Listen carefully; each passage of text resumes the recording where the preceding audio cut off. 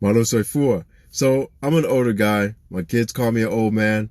But no matter how old I get, when my parents and uncles and aunties come around, and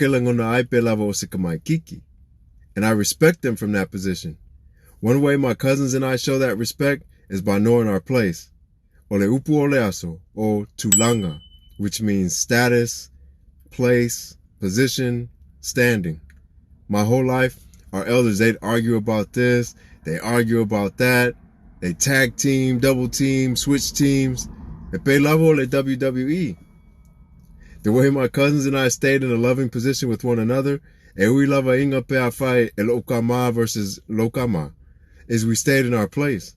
Yeah, that's your dad or your mom, but she's arguing with her brother or her sister. Awuna ingalulo Tulaga. Don't forget your position. So what, you're 52 now. Your position is still a kid compared to them. These are 70, 80-year-olds arguing. And they're still Tulaga. What damage they gonna do anyway?